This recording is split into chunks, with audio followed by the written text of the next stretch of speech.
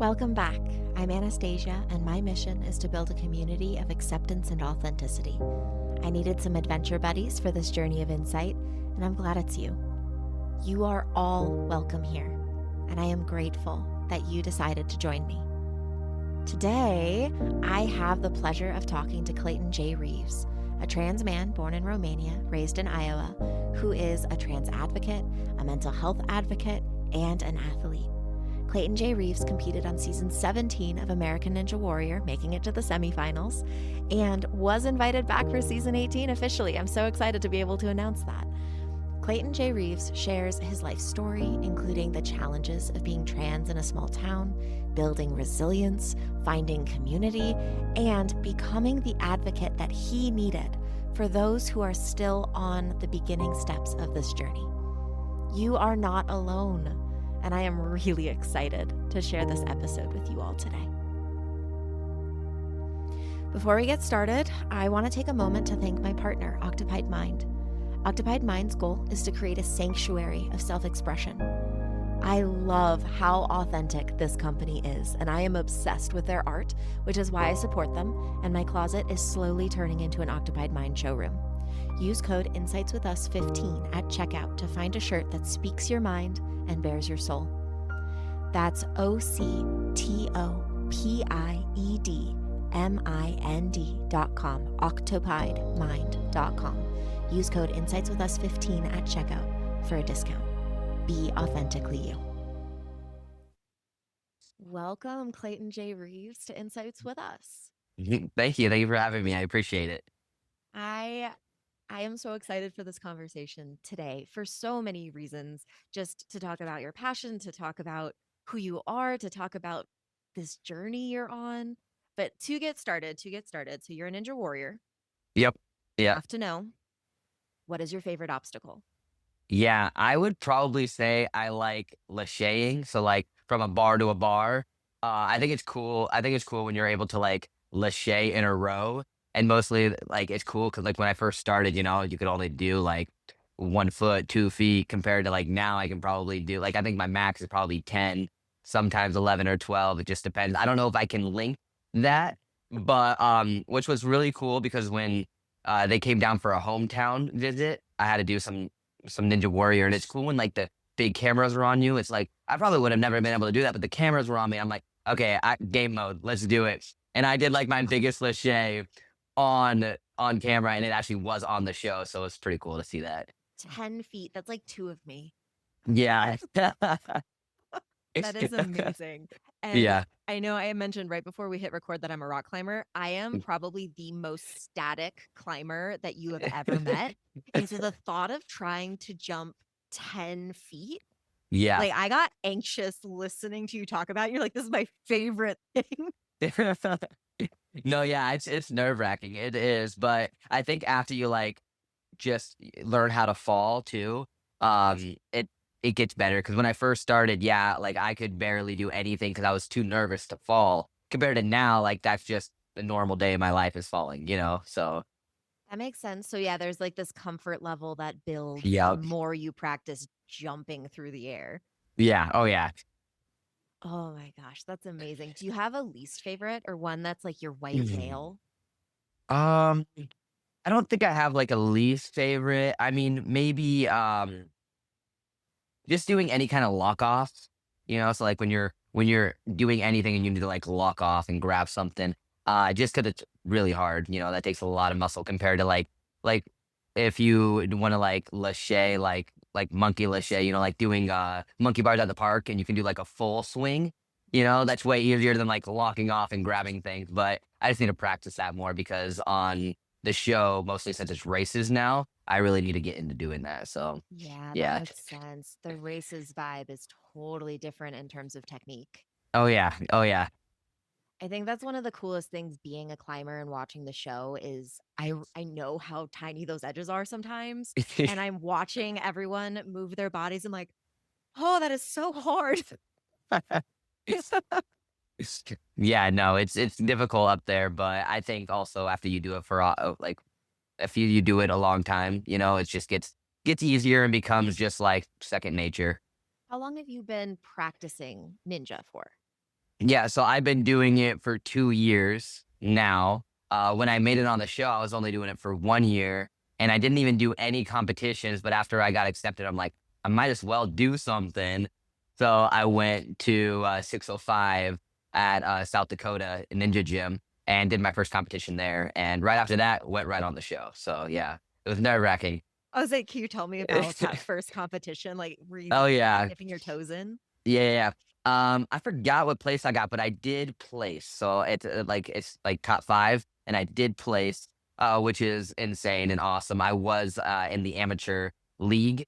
But like I think the most thing with like ninja people, like people that actually perform, mostly like perform like an athlete, like train like an athlete. It's not really the course that gets you. Like I can probably do anything. Like even when I was on season 17, like I could have made it, you know. The only thing is the cameras, the timing, like how late it was, an audience, you know, just like when I was at 605 Ninja Gym in South Dakota, live audience. It was recorded. That was the first time me being like, I love to, you know, be in the spotlight. I have a social media platform, but it's different compared to like, that was my first time in the ninja zone, you know? So it was very, very different having that kind of audience watch me compared to like my like advocacy for the LGBTQ plus community and having them watch me on camera. So yeah. Yeah, that makes a lot of sense. And you're very open Hmm. about being a trans athlete, about your queer world and this Yep. community that you're building. Can you tell me a little bit about maybe how that story has shifted over the years as you found Ninja, maybe before you found Ninja to now after finding Ninja and what this Yeah, yeah, means for you? yeah. Like representing the community. Well, Uh, and also your personal journey Okay. being Yeah, yeah, yeah. trans, if you're open to Mhm. talking about that here, Yeah. just because it comes with you grew up in a rural community as well. Yep. Yep. So I'm sure there were a lot Yeah. of challenges kind of finding your authenticity, finding your community. Yep. Yeah. So you want me to start from like the beginning? As much as you're willing to share, I'm here Okay. for it. Yeah. I want to Yeah. know you. Yeah. Yeah. So like I'm adopted from Romania. Uh I came to America. I think I do have documents, but like I don't like to read, so I haven't went through it in a while, but I really need to get back into like looking over it and all that. 'Cause it is kind of cool being able to like see my like Romanian birth certificate and like all that different kind of stuff. And it does have like my biological parents on the birth certificate and like where like the hospital in Romania that I was at and all that kind of stupid like all that kind of super cool stuff. So I definitely got to like look over that again. But I think it was around 2024, like 2004, 2005 is when I came to America. And I came to a big, big, big family. And they had like biological kids. I think they had three, three girls, one guy, and then they adopted two guys from Russia, one guy from Dagestan, and then me from Romania. And it was my adopted mom who was like a alcoholic, like into all that kind of stuff, and my adopted dad was he was actually the complete opposite. He I don't think she was like an alcoholic when they were together, but they were like they divorced like right after. Like I don't even remember seeing them together. So I was definitely young when they divorced, and I stayed with my mom, so I saw her go through all that and like just not be a parent. And like my oldest sister Olivia, she was like a mom figure to all of us, and she definitely had to like take over the role, which was still hard because she was a kid too, you know. And I just remember like being outside at like 1 a.m. in the morning, walking the streets and like stealing food from the gas station, and like the house was a total mess. And I even remember like uh getting like emails from the school because we never showed up to school, you know. And it just was like hard, mostly being like Romanian and not like when I came to America, I didn't speak English. I was already behind the average kid my age. So on top of that, having a parent that never even brought me to school, and I never, it was just it's always been harder for me to like learn, you know. And after they divorced and my dad remarried to my stepmom, which my adopted dad is a cop, my stepmom's a judge, and so I went from like extreme like neglect with my like neglect in a kind of way where like like, yeah, she was never there for us because You she had to grow just up like, way too fast and basically yes, become an yep, adult as a kid. yeah, yeah, yeah, and after like growing up in that kind of environment, and then my dad took me after he remarried a judge, and then a cop and a judge, they were like also very extreme, but they were like very extremely like strict, like it was like boot camp, compared to like going from one extreme to a next extreme, like it was From, crazy like, for not being my. watched at all to being watched all Yep, of the time and making sure yes, you were doing everything just yep, right. and I had the That's room. exhausting and stressful and just so overwhelming. Yeah, it definitely was, and I had the room right across from my dad, and most of the time it'd like keep the door open or do and it's just like it was just like I never had no privacy. It was actually insane. And like I don't know, it was just hard to like go from there to there. And then when I think it was around eighth grade year, it was probably 2015. I was like 15 years old. And I was at a basketball game, like my own basketball game in middle school. And I decided that time that I want to come out to my parents as not straight. I was like, I'm just gonna come out as not straight because I don't know what I am like sexually, like who am I sexually attracted to. But I also knew it was more than just sexually attracted to someone because to be completely honest, I don't think I was sexually attracted to any. I mean, I was 15 years old. I didn't care about any of that. There was people. I actually felt weird because like I would have a lot of friends and a lot of friends that are girls, and they're all like, "Oh my god, that guy's hot. That guy's hot." And I'd be like, okay, like, I don't know, and they're like, "Oh, who do you have a crush on?" I don't know. I'm literally trying to figure out who I am, like my gender. But I was too scared to say anything about that because all the girls love to be girls and like dress up, makeup, and this is me, like I'm just wearing like baggy shorts and a baggy Didn't fit shirt. you. Yeah. Um, and so I decided I'm not gonna come out as trans. I don't even really know what that was. I don't even know if I knew what the word was at that time. I think I barely knew what gay was or anything. That's why I just came out as like not straight. I'm like I know I'm a little different than like straight people, you know. And in the car ride, I was like quiet, which is not normal for me because I'm a yapper. I love to talk. And he was like, "What's up?" And I was like, "I'm not straight." And, like I said it, and then he laughed and was like, "Oh my gosh, like." I thought it was because like you're pregnant, like, and I was like, and then he like laughed out. I'm like, okay, like cool, like he seemed like supportive because he just made a joke about it, and I'm like, I don't know how you thought I was pregnant. It's literally boot camp here, like where I'm at. We have cameras in the house. We got cameras outside the house. Like there is no way I'd be able to go out and do You were anything under like a that. spotlight at all Yeah, times. exactly. There was no like. It was funny because one time I hung out with a friend and like his dad and this friend was trans as well. And this was a little older when I was out and he was out, and his dad was actually like very supportive. And I went to a high V, and next thing I get a text from my dad being like, "Why are you at high V?" It's like, dang, you really got something. I'm like, where are you? But he's a cop in that town, so of course it's like, hey, your kid is here. You know that, right? So it was really like everyone was watching me. It was pretty insane. Well, and it's so wild as you're describing this too, because everyone was watching you. Everybody had tabs on you. Your dad always knew where you were. Door was Yeah, always open. Lights were always on.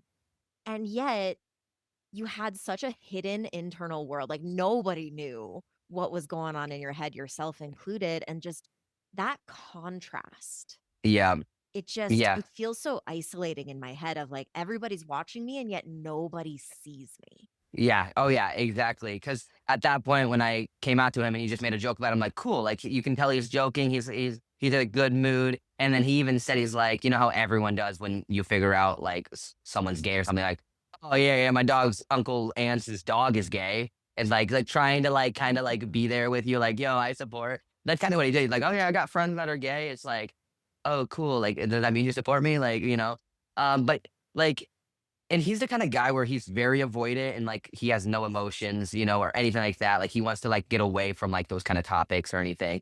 And so like he he's the kind of guy where like he doesn't support me, but he does not support me, and that's actually the worst kind. Like I either want you to support me or tell me that you don't support me.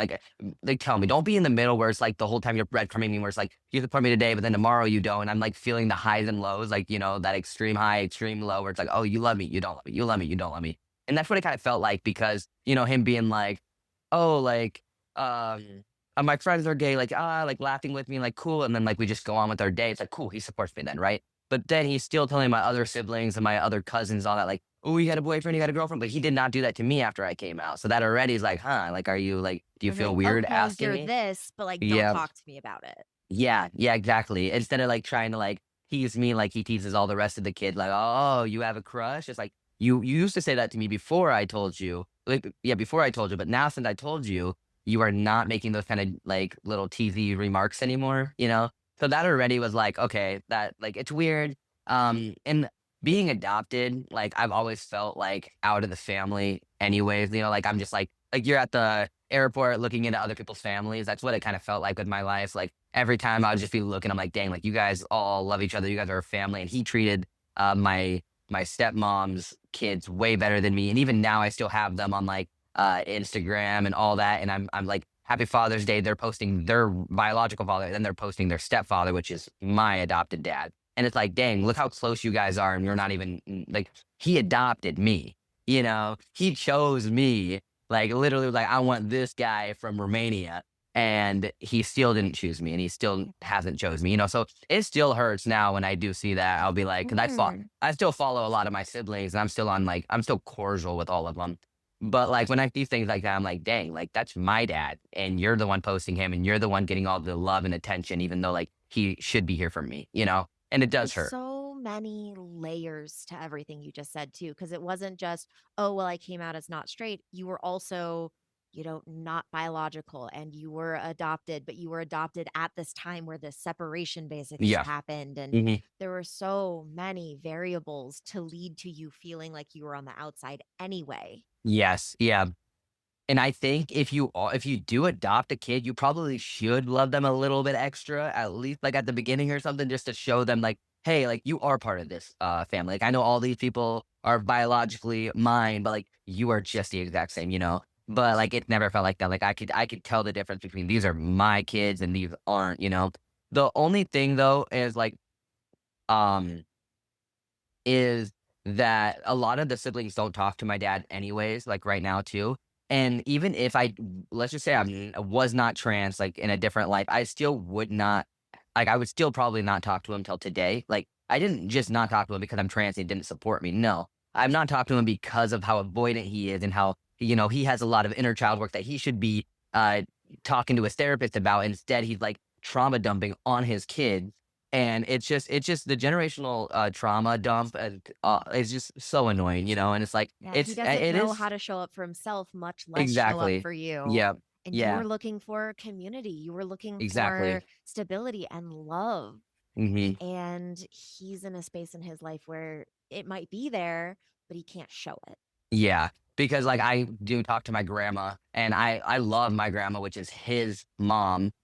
Biggest like she's a very conservative, very Christian, like everything that you would think like, oh, she would not like a trans guy, right? But no, she's like one of my biggest supporters. She reposts everything. She'll call me and be like, hey, I told all my like old friends, that like my grandson's on American Ninja Warrior. They're gonna watch you. They're gonna watch you. It's like, oh my god, like she loves me, and she That's doesn't care that amazing. I'm trans. Yeah, and it's just insane how, like, she doesn't care at all, and, like, then she'll talk like, she'll always be like, "Your dad loves you." I'm like, "No, no, he doesn't." Like, "I know you have to say that because 'cause you're his mom, blah, blah, blah." But I'm like, "This is what he did," and she's like, "Wow, I didn't know that happened in the house." I'm like, "Yeah, all that happened, and it's insane." And then she'll be like, "Well, like, his father used to be abusive," and it's like, "Okay, but that's All of I'm that is his just kid." generational trauma Exactly, put on exactly. you.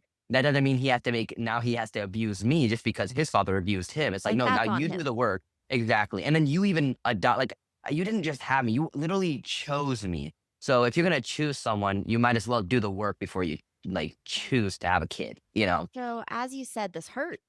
Yeah. This Oh, yeah. this hurt to the point that you had to place a very strict boundary there for yourself. Yep. Mhm, So, I'm curious, before you found Ninja, mhm. how, and you were there, how did that affect your mental health? How did that show up for you? Yeah, before I found Ninja, like, what do you mean about that? Well, like when you were in school and Okay. you were Yeah, trying yeah, to yeah. figure all this out and there was Yep. this awkwardness and uncertainty that you're Yeah, yeah, talking yeah. about, how did that Mhm. affect your mental health? Yeah. So then like when I got into high school, right? That's when so it'd be 8th grade year, I came out as not straight. And then I actually like that was kind of like the point where I'm like, cool, like, I'm not straight, which means I'm gonna now get a haircut, and like look the part, right? So I got to be able to get a haircut because my aunt was a hairstylist. So she cut my hair, and I've always wore baggy clothes, all that kind of stuff. And ninth grade would be freshman year, 2016. I was 16 years old. And then I finally came out as trans to my dad. And when I came out in a letter. Like I literally typed out a letter with some of my friends and printed out, put it in an envelope, and I was gonna hand it to him while I went to while I went to my friend's house to hang out. And I was just kind of like in the mirror, like rehearsing how I'm gonna hand it and like dip. And as I was Give doing him that, space, walk away. I don't have to deal with exactly, it. exactly. Turn my phone off, like leave for a couple of days, like yeah. But then he walked in the door and he's like, "What is that in your hand?" And I just started crying. And I am not like I'm like a D student. Like I never got good grades, which makes sense as a queer person in like in Iowa. And like even my parents like didn't really support me, like I had no one that like my whole life was just to survive, right? It wasn't until like I didn't care about my grades. Like school was nothing to me except like all I wanted was love and support. And if I don't have love and support for me, why am I gonna try on my grades? So and being Romanian and adopted and like I said, grew up with a mom that was never there either when they divorced. And I was never going to school when I lived with my mom. So I was already way behind. I was taking like English as my second language class. I was in like special ed classes. Like I was in all those, right? And then also just a person that I didn't care. Like you can't teach someone who doesn't care. So at school, I'm like, I don't You care. had I don't other care. things to care Yeah. about. Yeah. I don't care what the capital of Iowa is. I care about having parents that love me for me unconditionally, right? So when he came in the door, he was like, "Oh, is that your report card?" And started getting angry. I'm like, "Wow, what? They're bad again? Is that why you're crying?" Like started yelling at me about a report card. And it's not a report card, you No know? support, no Yeah, curiosity, no, oh exactly. my God, you're crying. This is a big Yes. deal. Let Yep. me sit with you. Nothing. Yep. Going straight to just just I don't know, like punishing me for nothing. It's like, dude, it's not even a report card. And then he opened the letter in front of me while I'm just sitting there crying. And he read the whole letter, the whole thing, and then it like said like love Clayton at the end, and he's like, is that the name you want to go by? I'm not gonna call you that. But then he like made a joke or like something he's like, well, I can call you his name Junior. And I'm like, okay, like I really don't care about the name Clayton. I chose it because it's like my dead name is Claudia, right? Claudia Joy. So I changed it to Clayton J just to keep it the same, mostly for Awesome. them. Yeah, if it wasn't for like if I knew they wouldn't support me, I probably would have changed my whole name, but like it's my name now, and I do love it and I've made a brand with my name. But like at the time it was just what is the closest name to my dead name so my dad can support me and the same with like my friends and family, like everyone around me is like, "Oh, Make the that's transition easier yeah. Oh for yeah." them. For them. Like I didn't even think about me. I'm thinking about them. And so he made a joke about that. So I'm like, oh, cool. Like maybe that's him supporting me. He's like, well, we can call you my name Junior. And I'm like, oh, like and that like, oh, that's cute, right? I don't care. Like I can be you Junior. I'm fine. Like, you're my dad. And then he like hugged me, said that, oh, you're my kid, I love you. And then we went on with the day. After that, like in my head, I'm like, he supports me. This is when, he does that breadcrumb where it's like he like supports He me, but felt he the does thing. yes, I'm yes. excited. Yes, but he's really good at just avoiding problems. So instead of actually sitting down, like, "Hey, why do you feel this way? Can we get you to a therapist?" And like that's what a parent should have said at that point. But like, I don't know anything about it. This is 2016. I don't even know what trans is. Like as a dad, that's what a dad should say. I don't know what trans is. I don't know what I don't know. I don't understand your gender identity. Um, but let's go to a therapist and talk it out. Like that's what he should have said. You know. I But want to instead, be on this adventure with you. Let's figure it out exactly. together, Yeah. even Yeah. if I don't understand it. Yeah, and then maybe like, "Hey, I don't know what I can call you, but, like, let's call." Because he even tried a bit calling me CJ, right, which was my initials either way, like, it's my initials now too. Cool, CJ, call me that, like, that's my or call me my last name or something, like how, in high school, that's everyone called each other their last names, we put it on the back of our shirts and everything. So call me anything else but, like, the female name, right? Um, and he tried for a bit, would call me CJ, CJ, and then he went right back to Claudia, and I was like, "Dude, like, are you really trying?" And You one did time not process how important this is. exactly, one time I sat down with my stepmom, which she's it's crazy how people can be cops and judges, like, that's a big deal. Like, being a judge and, like telling someone else, like, sorry, you're in prison for the rest of your life, order in the court. Like, that's a big deal. And then knowing someone like her who isn't healed on the inside and she has so much trauma, I don't understand how they can make people like those I big, think that's the hardest part is Yeah, everybody has trauma and not everybody even notices it or knows what trauma is. Because something I always say, trauma isn't the event that happened, it's how your yeah. body holds it. Okay, So you yeah, can go through the same thing as somebody else, and one of you can have trauma and one of you might not. yeah, yeah, Right. yeah. Trauma Because is how you hold it. yeah, yep, yep. No, that totally makes sense. Because like me and my siblings are all different. We all have our own traumas, but we all live the same experience, but through different lenses. Yeah. Exactly. Um. Oh, I was gonna say, and so one time I sat down with my stepmom. I even told her, I'm like, hey, like, this is what I am. This is what transgender means. I have gender dysphoria. Like, I even asked, like, can you buy me a binder, which is just like a compression, for your chest and all that. And she literally told me, she's like, Clayton, you're like well, she didn't call me Clayton, but she's like, you're like one of the dumbest people ever. You are getting F's in all your classes, and you think that now you know all this. Like, that's literally what she said to me. And I was like, wait, what? Like, she just like played me down. And there's been multiple times with her where it's like we've been in like not like no talking like strikes. Like she would go like weeks without not talking to me and like without feeding us when dad's at work because he's like night shift guy. He's a police officer. He goes to work at like 5 p.m. comes back at like 5 a.m. like stuff like that. And like she would not feed us. Like I'd be in the room. Like I would not leave my room. I'd just text my brother downstairs like, "Hey, are you okay? Did you eat? Because I have not ate." And it's like she like it was the craziest experience ever. And like we would go like weeks without not talking. Then my dad would like, well, maybe you should apologize to her. Apologize for what? I'm a kid. I'm like It's not 16 your years old. place. Yeah. Like it's insane. And there's been tons of times where even my coach, Spencer Johnson, the coach and owner of Emerge Academy where I train, he also had like dad problems and all that. Like he has a whole story about that. But like now they have like changed course, a whole business together, and like they reunited and all that. And so like we always talk about like dad issues and stuff and feel a little like Clayton, be a bigger person, do all that. But then like I'll sit down and like have these conversations, then more members will come. And I'm like, no, they were like the worst people alive. My parents were They the just worst did people not alive. care to understand what your experience was or who you were. And it sounds like they just kept saying, because again, they watched everything, they saw Hmm. all, they just kept saying, that wasn't your experience. This is Yeah. your experience, and kind of trying to Yes. convince you of who you are, which Yeah. isn't how And, it works. yeah, exactly. And sometimes I like everyone be like, "Oh, cool, like wow, you don't talk to your parents because you're trans, they don't support you." No, it's way bigger. Like I just told you, like my stepmom would go days, weeks without talking to me and I have to apologize. And like, dude, you're like a 40, 50-year-old woman who is a judge, Yeah. you It's know? not about your identity. It's about Yeah. how they I get parented and how they yeah. showed up for everybody and not Hmm. showing up for everybody. Yeah.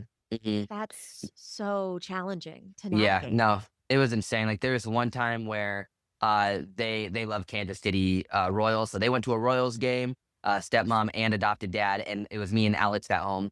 And he's one of like my like we like grew up together. We went through a lot of together.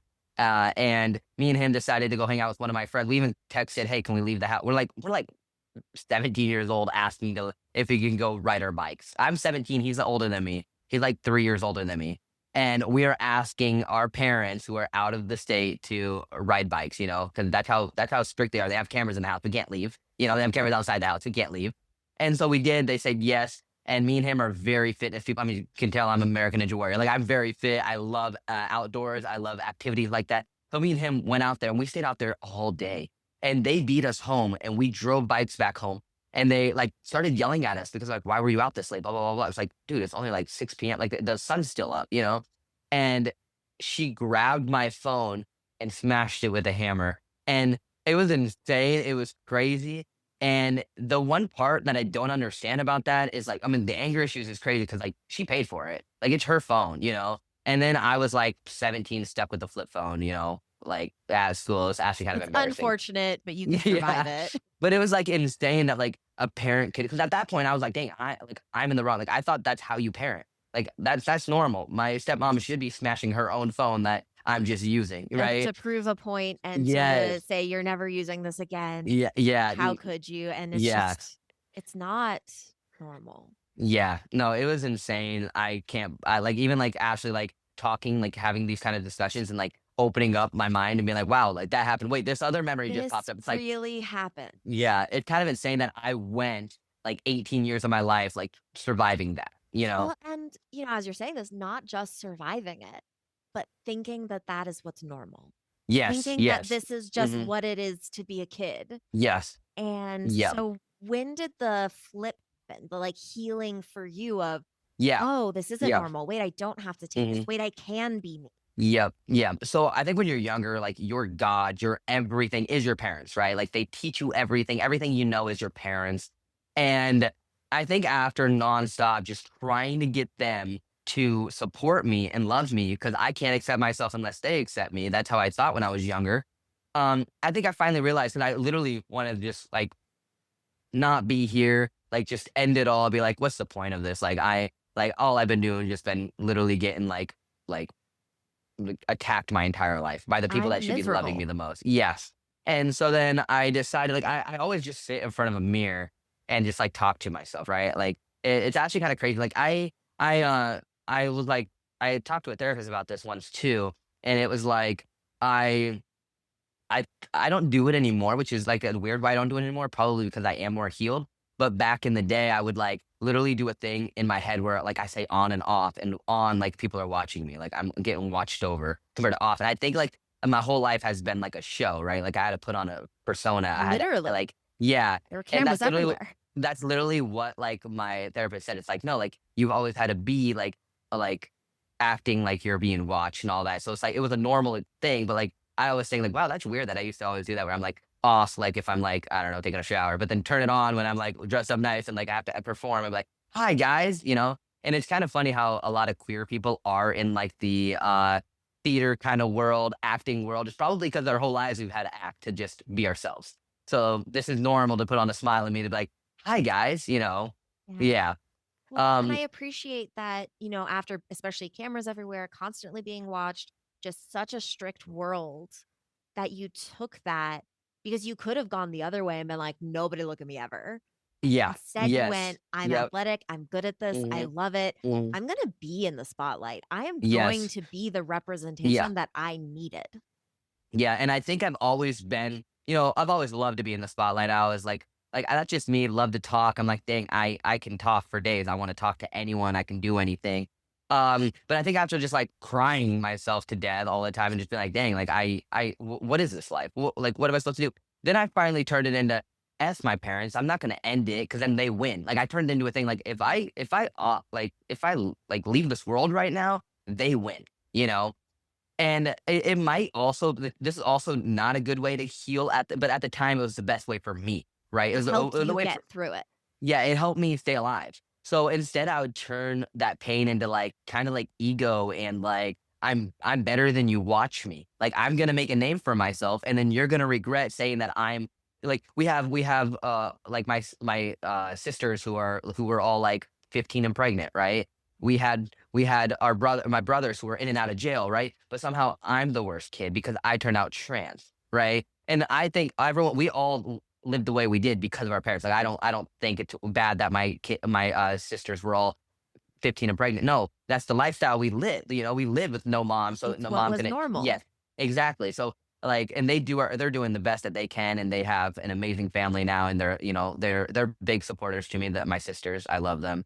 Um, but, like, I think I just realized, like, hearing that too and then being like, "Clayton, you are dumb. Like, you're getting Fs in school, that you need to be a gold digger. You need to find someone with money. Marry with money." That's literally what my judge, stepmom said is, "Marry into money because you need it because you are dumb." Okay, wait. And I'm sorry. Okay, can I just say where my brain went as you were telling that story? yeah. My brain went, okay, what's going on in your life and your circumstances that you can't focus on school? Like Yes, there is yes, a yes. barrier getting Mhm. in the way. It's not who you are, it's what's Yeah. happening. And all you needed was support. Exactly, yeah, and and then I did, like, talk to my counselor, and I did say one day, like, "Hey, I'm done with life," and they had to tell my parents, and right when I got home, screaming, yelling at me, telling me to pack up my bags, they're gonna take me to the hospital, and then I pack up my bags to go to the hospital, and, like, that's my adopted dad said, and then he's like, "Unpack your bag, you ain't going nowhere," like, and then, like, they told me to go to my room. And it's just like, and so he like Oh. purposely made me get already awkwardly. It's not even said, I'm like, no, I'm fine. No, I'm fine. I'm fine. I don't know why I told her that. I'm fine. I'm fine. And then he's like, no, go pack your bags. So I packed my bags and then got all the way out. He's like, all right, you ready to go? And he's like, get your ass to the room. You ain't going nowhere. And I'm like, Basically, this is you're embarrassing. still trapped. We're Yeah, not yeah. actually gonna help He you. was just trying to like harass me and like make me just make me feel embarrassed, I guess, because the rest of my siblings were around watching this, listening to this, you know? Yeah. Well, okay. So bringing it back to like the fuel of, you know what? Yeah, yeah, Watch me. Like yeah. Yeah. this shift. Because you said it might not have been the best coping skill, but it's Yeah. the one that I had. Yeah. I think it's important to emphasize that sometimes it might not be the best coping skill, but it is Mhm. the one that works. Yep. Mhm. Spite is such a motivator if you can harness it well to then get you to a point where you can build new coping skills and find Yes. safety. And Yep. like, it's not the end of the journey, but it might get you just far enough in the journey that you can let go some stuff. Yep. Mhm. Yeah, and I think that's when I was finally like, cause I had like a Kindle, that's what we had back then, the Kindle Fires, and I was looking through it and I seen so many like LGBT, like suicides, all that. I'm like, you know what? I'm gonna do it like for me and for all those people too. Like I don't want to like let my dad win, you know, cause like I'm gonna stick up and then I'm gonna make a name and I'm gonna be, and that's the time I knew like everything. I was like, and I've always like, it's funny because I manifested everything in my life, you know, like I Yes. didn't know what show I was going to be on, but I knew I was going to be on shows. I knew I was going to be an actor. I knew I was going to do all that kind of stuff. And at that point, I was like, bent, like, I said, I turned it like, I hate my parents instead of like trying to like go to them every single time, like, hey, love me, love me, love me, you know, and let them kick me in the face every single time. Instead, I realized, no, I'm going to avoid them. So I stayed busy. It was school, cross country, and work. And when I came home, it was like 9, 10 p.m. at night, where everyone's in bed, right? And then I wake up in the morning, go to school early in the morning, cross country, where like that was my life, right? And then when cross country was over, it was track, and then when track was over, it was basketball, you know. So I just kind of had my thing, and then You're a that would complete be my badass. yeah. Thanks. I just tried to stay busy, busy, busy, so I can never see them, right?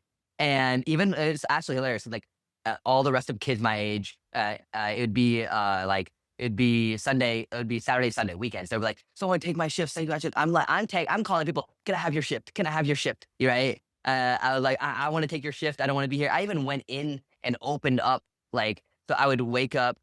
I would get grounded all the time for the stupidest crap, of course. So when I got grounded, I would walk, but I would open up work, which it would be 7 a.m. in the morning. So I'd wake up at 6, walk there, get there early, open it up, go, and then one of them would be nice enough to give me a ride back to school because at 8:30 school starts, and then I would cross country practice, walk home, shower, run to work. So I don't know why I showered because then I'm literally back to running. It Well, run to work. also, even though you didn't know what show you were going to end on, you were clearly already training for Ninja at this point. Exactly. Yeah, yeah. And we lived right next to a park. So we would like the park was my life. Like that's where my hangout was. It would just be, hey, I'm going to the park right across like literally our backyard. And that's where I would hang out. So yeah, I like it's like now looking back, it's like, of course I was on Ninja Warrior. You know, like it makes sense, right? Well, and something about Ninja that I appreciate, especially watching like the semifinal runs, Yep. there is so much grit that is Yep. necessary to push through the endurance required to Uh, get through any of the obstacles. oh yeah. And you have that spite fueling you. That's that grit. Again, you just like not just physically training, but mentally preparing Mm. yourself to overcome literally obstacles, but Yep. also Yep. metaphorically obstacles. And as you're talking about the manifestation, again, it wasn't just I'm going to make it, but it's I'm going to make it and I'm going to show other kids that they can make it. Yes. Your Yes. passion expands beyond you. And it's like, I want to Exactly. Mhm. normalize this. I want to let this be okay. And like, I needed love. So I'm going to put love out into the world. Exactly, yes. And I believe that life literally like I absolutely it makes me so mad. Like I said, like I don't like people that are in the middle, like you're on one side or the other. And like I don't want it to separate, but I'm talking about you're on the side where you love people and you want everyone to live healthy lives that helps them grow, or you want to start crap and just spill hate. That's the two different sides I'm talking about. What side do you want to be on, right? I want to spread love. So if you're an adult and you're not trying to share something unique to the world about love, acceptance, like just being your authentic self, then you're what's wrong with the world, you know? Like, it actually makes me mad when it's like, "Oh, like, I don't care about" it's not politics, it's literally, like, human lives on the line, you know? We're human. And We all need exactly, love. Every single exactly. one of us needs love Yes. and the space to be ourselves. Mhm. Exactly, exactly. So, I don't like that when they're like, "Well, it doesn't involve me," or, "Oh, I don't really care." It's like, or, "Yeah, I saw that. I don't wanna, like, talk about what's going on with these people's rights," but it's like, because it hurts and it's negative. It's like, yeah, but how do you think we're gonna get past it? It's gonna keep getting worse if we're gonna avoid it, We right? have to talk about it. Yeah, exactly. Yes. So, yeah, So so I at that okay. point, I just kept telling myself, "Stay away, stay away." When I turn 18, just get money, because when I turn 18, I'm leaving, right? Uh, and when I turned 18, what happened is I remember, we went on, like a little lunch get together. It was me, Alex, my brother, my stepmom, and my adopted dad. We all went out to eat, and, they were, like, telling me, because I was gonna go into culinary, because I took a culinary, like, a college course class in high school, so and I love cooking. I was like, "Cool." They kinda planned this for me. They kinda made my dream, right? It wasn't my dream. I just kinda, like, they kept putting it in my head. The more you force it in my head, the more I guess I'm gonna believe it, Well, right? So I and was like, it's "Cool." safer to just go along with Get whatever go their along. plan was until you Exactly. could physically remove yourself too. Exactly. Yep. So they're like, "Hey, Clayton, this is what your dream is. This is what you love.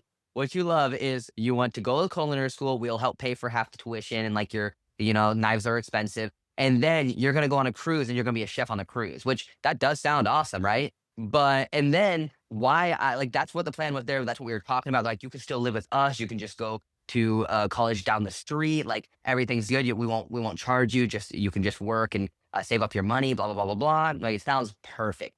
But then they just kept misgendering me. They just kept calling me a girl still. I'm 18 years old and you're still misgendering me. And it was actually awesome because waitress came by and like heard it and kind of just saw my face. I was just like, like I was just double. You could just tell like I did not want to be there. And though every time like they would misgender me something, and then the waitress actually like said the waitress was like, "Oh, does he need his water refilled or something like that?" And then I was like, "Hey, yeah." Like, yeah, it was kinda like, cool, and I think that's when I realized too, I'm like, "I'm 18, like, I am leaving," like, because they were trying to suck me back in with like, "Hey, free this, free that, we'll help pay with some of your college," and I'm like, that's not even me, like, I don't care about school. I literally barely I don't even think I really passed school, you know? Uh, Like, this and, isn't what I'm passionate about, yeah, and I this don't isn't where my care. life is taking me. Exactly. So I think at that point I realized, dude, people around me will support me. Look, that girl doesn't even know me, but she can understand that. Like, first of all, I presented as masculine as I could without transitioning yet. And on top of that, like, she just could understand my body language. She could tell I did not want to be there, and that every time they kept saying she, I was just like, come on, what. Well, and what a Um, beautiful example of what it means to be an ally. Such a yes, tiny moment, and even if your yep, parents missed it, you felt it. You exactly. I'm saw 20. it. Yeah, I was 18 at the time. I'm 25 now, and I still remember that one moment. Like, that's how much that little small moment meant to me, that I can still remember that till today, you Like, know? "Wait, I Yep, can choose my life. I yep, can be seen by a yep, random waiter. Like, I got yep. this. I can do this." So what happened from there is I was like, "Cool, I'm 18, I wanna get them off my, bank account, and I want to buy the car from them." So I did that, and after that, I literally left with that car and, like, the shirt on my back, and, yeah, then I was like, "Cool, I have a dream, I have a camera, like my phone, let's I don't have money for therapy. I'm living in my car at this point. I literally just left. Like, it was me and my best friend who was also trans. And he was like, dude, you need to leave. You need to leave. I had nowhere to go though. So I left. It was just a car. I had the car though, and I left. And when I left, we both walked in. So I'm like, I need to at least say bye because I don't want to awkwardly just leave. Like, I need to at least say, like, hey, I'm leaving. So it was my dad there, and he was like in his police uniform, getting ready to go to work. And he was just acting chill because he saw I had a friend. So he was like, "Yeah, I'm cool. What up? What up?" And I was like, "Oh, I'm leaving." And he's like, "Oh, cool. We're having like something blah blah blah for lunch or for supper. Are you gonna be back?" And I said, "No, no, no, no." And he's like, "Okay, just text me when you'll be back." And I'm like, "No, like, I'm leaving." And then you could see in his face like his whole thing dropping and going. And then he shook it off and was like, "Yeah, cool. We don't need you anyways."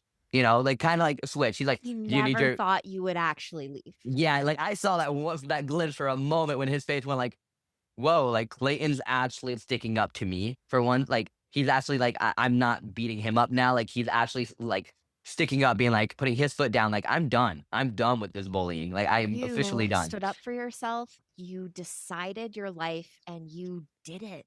Exactly. Yeah. And at that point, I was like, cool, I need my birth certificate. Well, first he said, okay, you're gonna take your bed, you're gonna take your this, you're gonna take that. And I said, no, I don't need any of that. You can do whatever you want with it. He's like, okay. And then he's like, I said, can you give me my birth certificate and ID and all that kind of stuff? And he said, I'll give you to it at work. Meet me at the work, right? So we left. I went to see my mom, which the alcoholic one, because I haven't seen her because they like all he would do is tell me, oh, like we need the stepmom to adopt you. Even though I was like 13, 14, 15, like no one's gonna adopt me. I've been adopted way too much times. No, I'm not gonna accept that, right? The whole time I've lived with them, they're like, your stepmom needs to adopt you. Your biological mom sucks. She's a alcoholic. But it's like, does she do that? Yes, but that's my decision, not yours. You need to stop telling me how bad she is. Because guess what? Look till today. I haven't talked to her either, and that's my decision.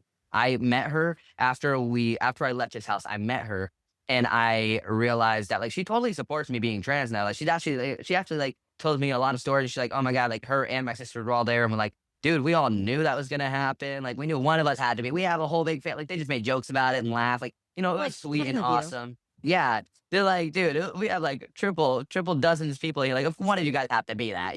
They're like, she just made jokes. Like we knew and like told me some like stories when I was younger. I'm like, yeah, I guess that makes sense why you're the trans one. Like, like try to just make it all happy and lovely. And like she really did support.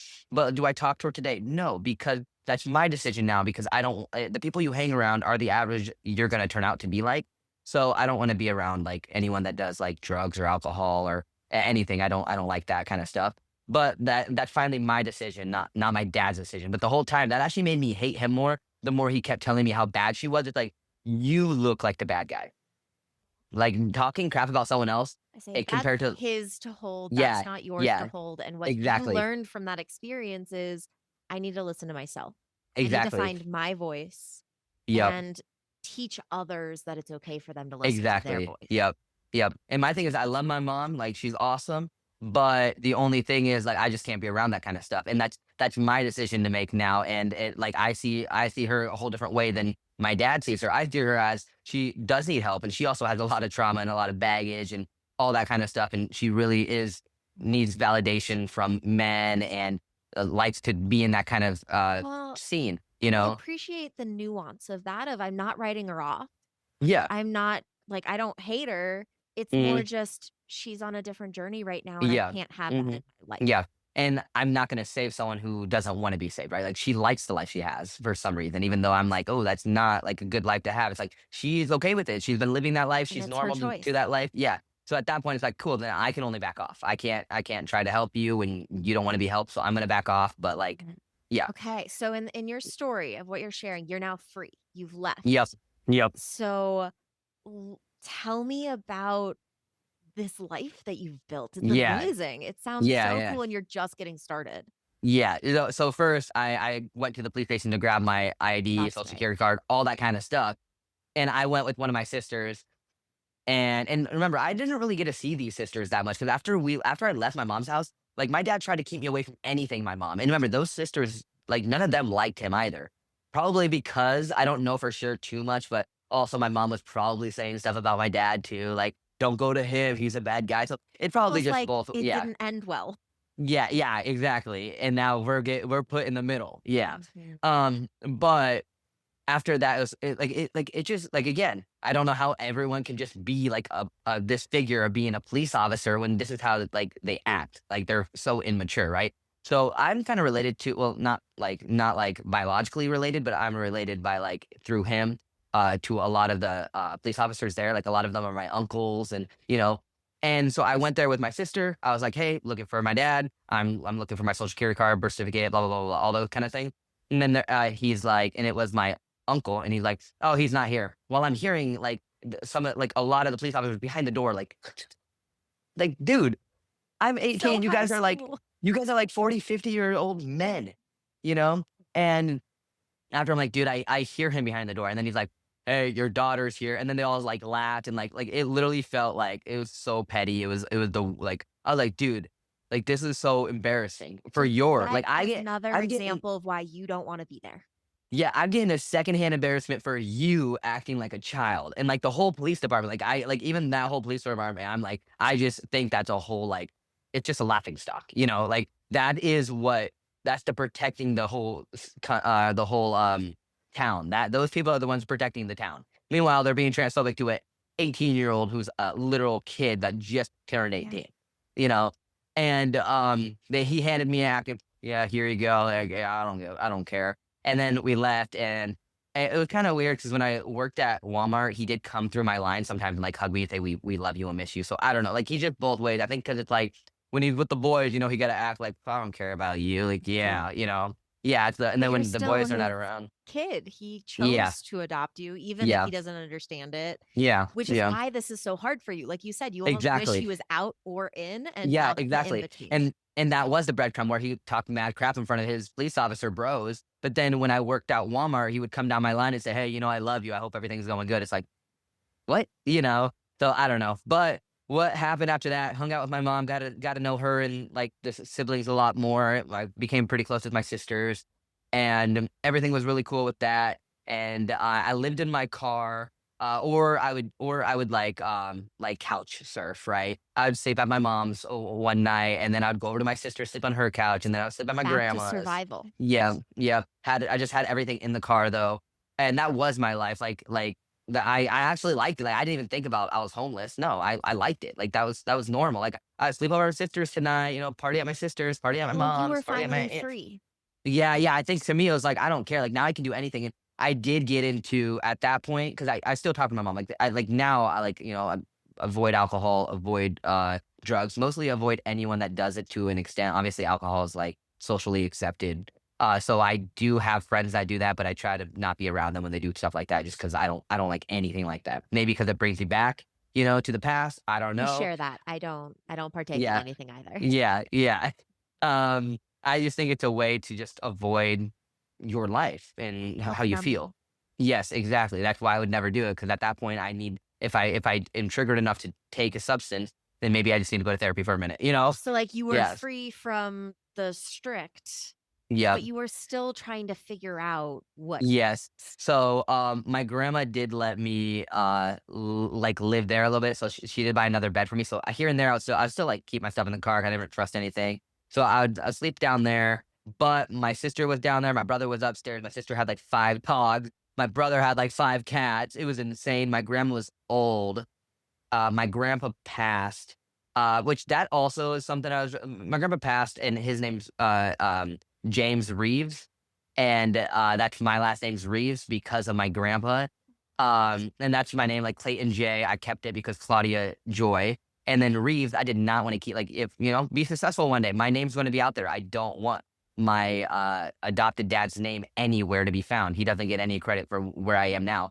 So, I chose my grandpa, the one I love the most. He passed away in 2016, and, even that's one thing why I don't think I could ever forgive my dad is because he told me he passed, and I was, like, trying not to cry because I couldn't I was like, "Can I cry in front of you?" Because my adopted mom's dad, and he said that, "You can go to the funeral, but I need to be there with you because your mom will be there and all the siblings, and I don't want you to talk to any of them." It's like, my grandpa just passed. The only guy that I really loved in my life that I felt like I had a man next to my side. And I said, "No." I was like, "If you're gonna be there with me, no, because I wanna be there and I wanna actually mourn the loss of my grandpa and, like, be there with my family because you don't wanna be there. You wanna be there to be my bodyguard. I don't want a Oh, bodyguard." awful. Yeah. So I feel like I'm never gonna forget that moment too. And I think I that's why I love that took you're my honoring him.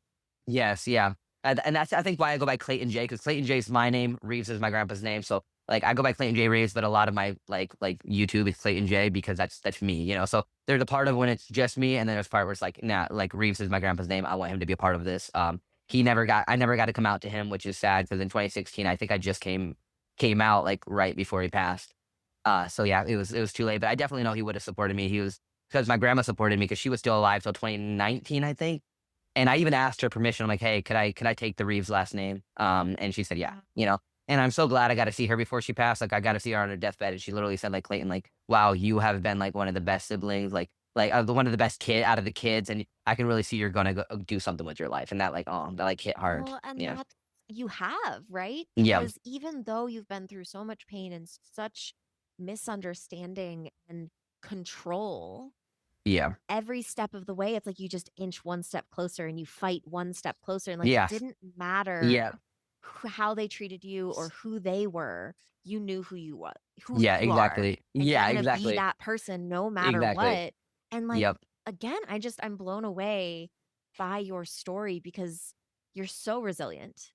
Thank You you. have so much tenacity, you have so much passion, and you're sitting Mhm. here going, all of this hurt happened, and I'm Yeah. down, like I'm open about it, Yep. but it's not stopping me. Exactly. So I'm Yes. gonna keep going. Yep. And at 18, 19, I had no freedom living with my dad. So of course I kind of like I slept downstairs at my grandma's a lot of the time. And my sister downstairs would smoke a lot. She'd bring her new boyfriend over and he would smoke and then bring all like the drug addicts over. And I did join, you know. I joined, I smoked a lot. And like I would hit once and I'd literally be like passed out, you know. But like I just joined. Like first of all, it's community. It's my family. Like I had nothing, so I was like, I'm gonna join. And that was my life for a while. I don't do it at all anymore. But like and that also made me who I was. Like it showed me that like I needed like that's why you should never force your kid to be fully like strict or fully not strict. Like you need to be in the middle because guess what? Right after I leave that strictness, of course I'm gonna do everything my dad told me not to do. Right? Almost like you're your own person and you need to Yeah. figure it out for yourself. Exactly, and I believe I don't regret smoking, like, I believe I needed to try it to realize, like because now I'm fully against that crap. I'm like, "No, get that crap away from me, I don't even wanna see it," right? But, like, I needed to go through that to be where I am now, and at that point, that's when I realized, I'm like, "I need therapy." I do not have money for therapy, don't even have a place for an apartment, I live in my car, like, barely have gas money. I was getting calls from my dad being like, "Yo, take me off like, your guardian because you're not showing up to school and they keep calling me to go back to school." But of course, after I left this place, I'm like, F school. I don't care about school. So I did quit school. So I quit high school and just worked full time so I can afford gender affirming care. And after I started getting money, I did go back to like an alternative school, which they were really nice. We talked it over and they're like, hey, I'll just give you homework. You just do it and you just give me it back. And I said, okay. So that's what I did. And I pretty much passed like doing nothing. I just got GED for free pretty much, you know? Um, and I decided to just pick up a camera and start talking since I didn't have therapy. And I just did it for fun. Like, I just make stupid videos. I think I even have one video that was completely upside down. So I didn't even know how to turn it around. I was holding the camera upside down. And it was just fun videos and me just talking about how I felt. And then it turned into people following and knowing that there's other LGBT people. I'm like, wait, like there is people out there. There's people that are just like me that feel the same as me that have like that just feel insecure in their body and have gender dysphoria. And that's awesome. Like I didn't know. I thought I was the only one. I didn't know if it was real. I didn't know how to feel because everyone around me telling me, "Oh, I don't feel like that." Wait, I love who I am. Like Well, and not only is that true for you, but and not exactly your story, but there are people that aren't accepted and people who have been abused for it and people Yep, who have had pain in their yep. lives that feel alone just like you. Yep, exactly, yeah. So, and then after that, I just keep gaining followers, and then randomly, a lot of like different FTM prosthetic stores are sending me product. I'm like, now I'm getting free products, like you know, and they're like products for like dysphoria, right, for trans men. And it's really cool that I just get them for free at that point. They're like, hey, just make a video. You're getting a pretty good platform, keep making videos. Here's discount links, and now I'm getting some money off YouTube. I'm like, wait, what? Like that's pretty cool, right? Getting money off YouTube, getting money off affiliate links, and all that kind of stuff. I'm like, wow, like I can make this like. And I was at that point, I was probably only have like 5,000 followers, you know. But it's And I was like, already wow, happening for you. yeah, I was like, okay, this is actually pretty cool.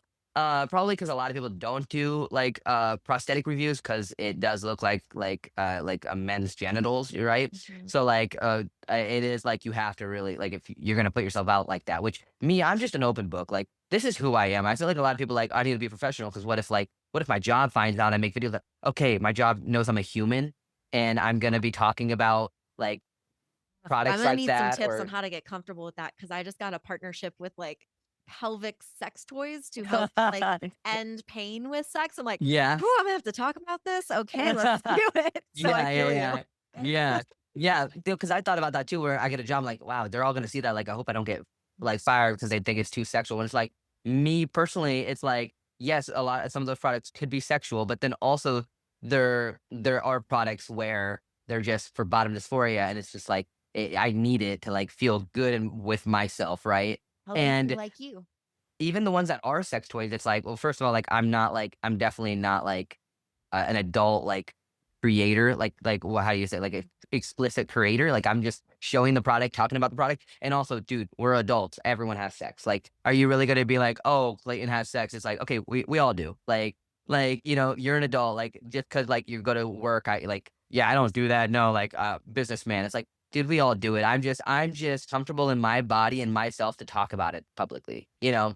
After, again, basically 2 decades of being told not to be comfortable in Exactly, your body, and I you're like, "Nope, I'm still doing exactly, this anyway." exactly. I think that's why I'm so open where I'm like, "Cool, I'll like, review all the products," and some of them are sex toys, some of them are just like, some of them are just dysphoria toys, like, not toys, dysphoria, like, Tool. hackers and tools, yes, and I think it's because I've been literally muted my entire life where it's like, I don't care anymore, like, Imma put anything I say, and that's how I grew a platform, like I did, is because I didn't care. I'm gonna say what I wanna say, right? If I get fired for it, I get fired for it. That just That's shows, your like power. yeah, It is your exactly. superpower. It's like your genius era of, "I'm gonna be me, and I'm not Yeah. gonna filter my Yeah, experience." exactly, yeah. And I actually got fired. I worked at a dealership. I got fired because a lot of people were talking about me being trans, and I think I just started testosterone, but, like, barely, so, like, you could kinda, like you would look at me and you would think, like, "Oh," you'd be like, "Oh, that's a guy. Wait, no, that's a girl." So, like, I'm right in the middle where it's like, you could tell, like, I And it am makes people transitioning. uncomfortable not being Yes. able to tell. Yes, exactly, and then everyone's talking and I remember, dealerships are very conservative, very and I Mhm. also live in a red state, and, I got fired. I even recorded the whole thing, which, I mean, living with cops and judges, that's one thing good about living with them, they already tell you, they're like, "Dude, you need proof anytime." Like, not exactly because of getting fired because I'm trans, but they'd be like, "Dude, always have proof," and then now being a Gen Z too, just you need proof, like, Oh, when does a Gen Z not record everything, right? So I was like, "Bet I know I'm gonna get fired." Like, why does the owner want to talk to me? The owner never wants to talk to me, and everyone does. So, like, there was even a guy because I'm friends with one of the guys. The guy came up to me and he's like, "Yeah, this other guy talked to me, and he knows that you're about to get top surgery, and he wants to see them before you get surgery." That's what he told me, and it was like a 50-year-old man. oh my Yeah. god. That's awful. Yeah. We get like LGBT transgender people usually get comments like that and all that kind of stuff all the I time, you I know? wanna say the statistic. I was a sex educator through college. Oh, yeah? Statistics we taught was, 1 in 2 trans people have been sexually abused. 1 Yeah. in 2. Oh, yeah. It's Mhm. awful. Yeah. Yeah. And, actually, so, one time I was at the beach at the lake, and don't get me wrong, I was acting like a crazy kid where I was like, I like to just goof off and make jokes, so I don't mean anything, but I was like I was with my friends, like, "I'm gonna finesse this yacht," or not yacht, what was it? It was like a little boat, what do you call it? Like a kayak. Like, "I'm gonna finesse the kayak, ah," and then one of the girls heard me, but, it was definitely a crackhead, like, no teeth, like, you could tell she, like, just does like drugs and stuff, right? And she heard it, but I was obviously joking. I was nowhere near it, like I was just saying things. I'm a kid. Like I think I was 18 at the time, but like I even look so younger because like I think right now I'm 25. I look like I could be 18 right now, So at that time, I look like I could have been 15, right? And she like came at me. There's a video. It actually went viral. That was my first viral video. Some other girls were recording it, and we were at the lake, and I kept walking farther, and she started drowning me. Yeah, he started drowning me. It, like, went viral on Twitter back in the day, like 2018, 2019, and the cops kept calling me about it. I should have pressed some charges. I could have made big money back in the day, from getting fired on my job for being trans and literally recording it, like but I was The so stuff you scared. know now. Yeah, exactly. Now I definitely would, but back then I was just too scared, right? I didn't have no one next to my side to help me, to support me. I had no money in my name. I was like living in my car, like I didn't know what to do. And those things were happening to me. And I had to take it because I had no power.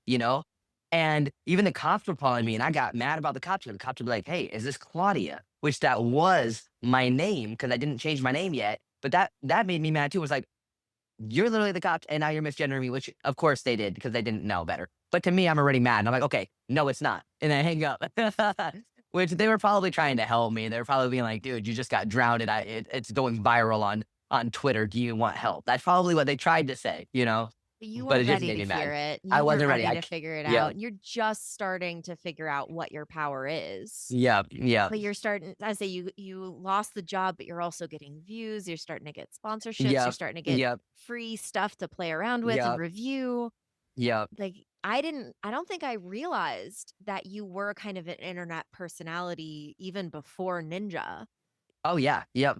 I think that's also a reason why it helped me get on the show is I already had a platform and I'm already an advocate for my community. So like being on the show just got me out there more, but I've already been out there since what 2018, right? Making my videos, transitioning. I started hormones at 2019 and then I got top surgery. I don't know exactly. I want to say 2020 to 2021 around that area. It was COVID. I wore a COVID mask, so around that, so probably 2020 around that area.